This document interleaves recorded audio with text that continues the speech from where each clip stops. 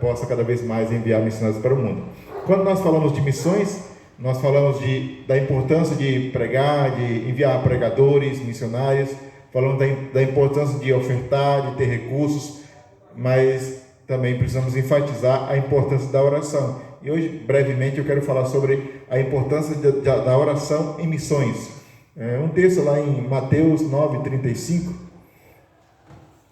Depois a gente vai apresentar algumas fotos do nosso trabalho e também haverá oportunidade de perguntas sobre a Guiné-Bissau e o trabalho missionário naquele país.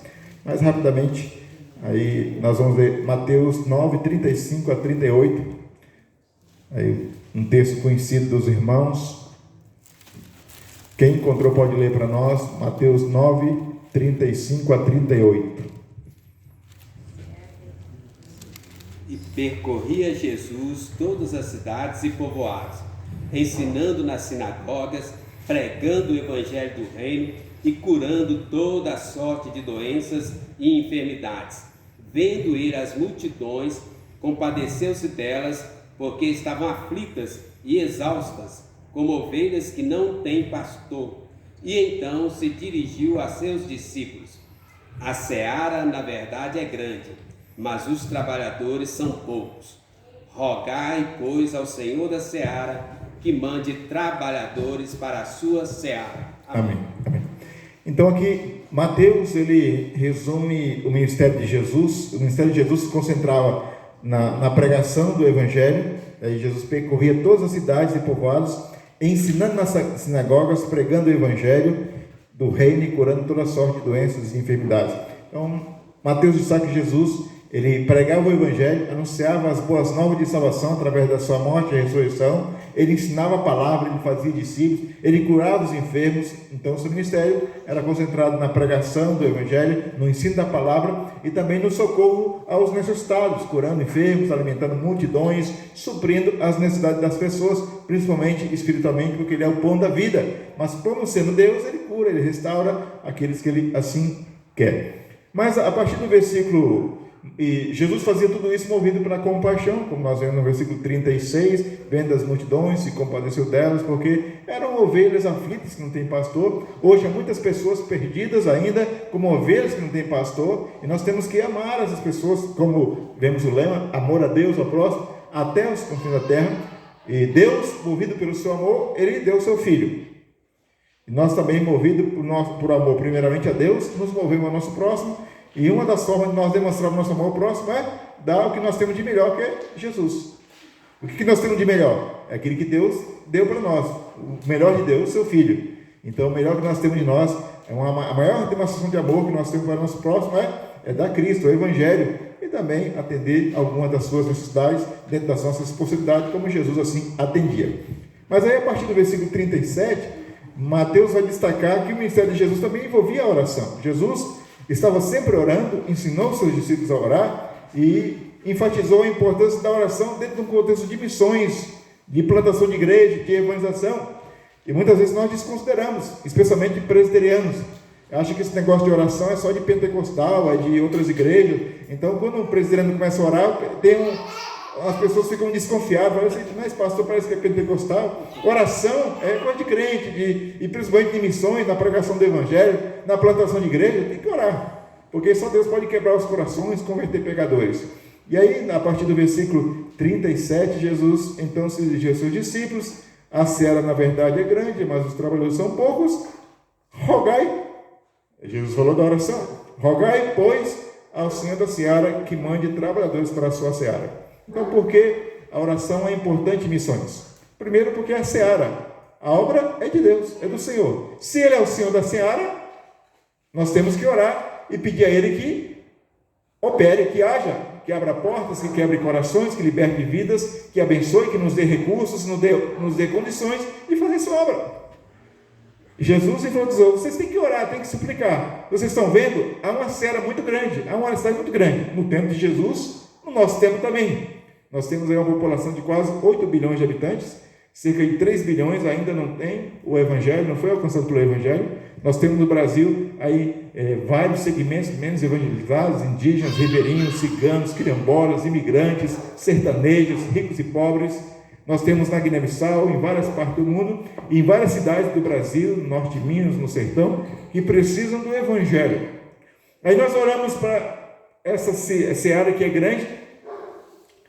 Nós, como seres humanos, mais ou menos aqueles mais agitados como nós, como pastor, a gente quer sair correndo. Quando a gente vê, vamos sair pregando. É importante ter a disposição de, mas se eu não parar e orar e pedir a Deus, me capacite, me dê graça, muitas vezes a gente vai na força do braço. E não é por força nem por violência, mas pelo Espírito Santo de Deus, é o Espírito que converte, é o Espírito que nos dá poder para sermos testemunha. Por que muitas pessoas não pregam, não têm coragem? Porque não oram. Então tem que pedir ao Senhor da Seara graça, força, poder, capacitação, recursos, condições. A seara é dele. A seara não é minha, não é do pastor Ronaldo, não é da PMT, não é da IPB. A obra é de Deus. Há um Senhor que é dono. E o mais interessado em fazer com que o Evangelho chegue na Guiné-Bissau, nos povos indígenas, é o próprio Deus, a seara é dele. Então nós temos que, como igreja, reconhecer a nossa dependência. E quando nós oramos, nós reconhecemos a nossa dependência de Deus, que fazemos a obra debaixo do poder de Deus. Disse um historiador, um estudioso da missão, e ele disse assim: quando o homem trabalha, ele trabalha, mas quando ele ora, Deus trabalha. Quando nós trabalhamos, mas quando nós oramos, Deus trabalha em nós e através de nós. Então Jesus, discípulos, vocês têm que rogar ao Senhor da Senhora. Ele é o dono, Ele é o Senhor, Ele é o que tem poder, que tem capacitação e que vai dar as condições necessárias para que vocês façam a obra. Então, irmãos, lembrem de orar por mim, pelos missionários, orar pela igreja, pelo avanço da obra de Deus aqui no Brasil, na Guiné-Bissau, entre os povos indígenas.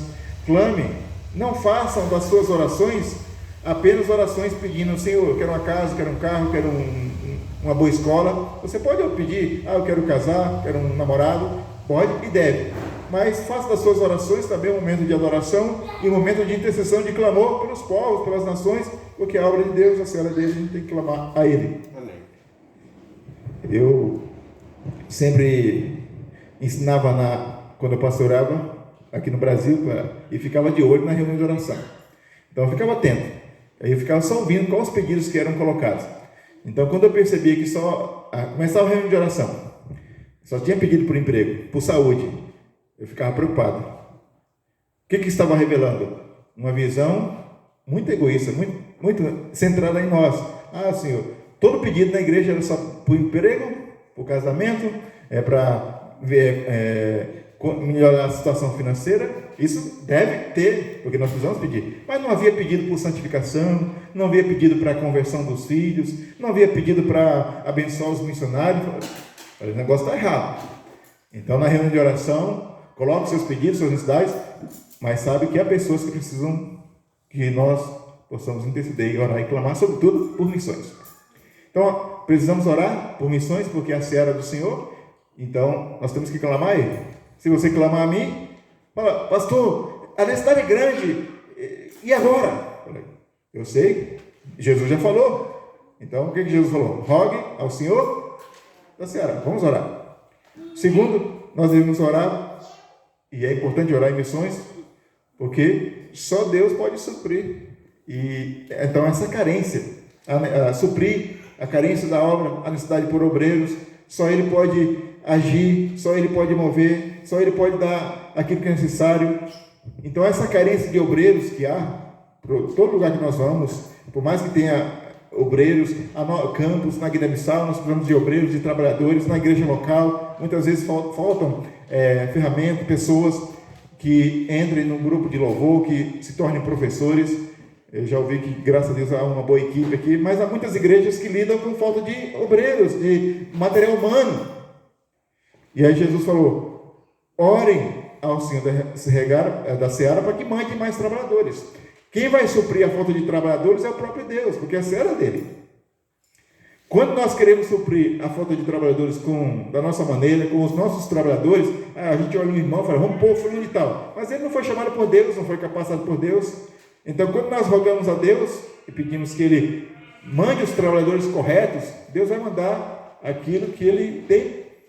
Assim como Ele mandou Jesus, mandou os discípulos. Então, só Deus pode suprir a carência de obreiros para a igreja local, para o trabalho missionário. Então, nós temos que nos colocar nossos joelhos no chão, Senhor, tem misericórdia. Precisamos de mais diáconos para a igreja. Precisamos de mais professores para a escola dominical. Precisamos de mais gente para ir no hospital, para visitar os enfermos. Precisamos de mais pessoas que aconselhem pais que têm filho nas drogas. Senhor, está muito pesado para o pastor esse trabalho. Levanta mais gente. E aí Deus vai suprindo. Senhor, precisamos de enviar mais missionários para a Guiné-Bissau, lá para os povos indígenas. Senhor, levanta.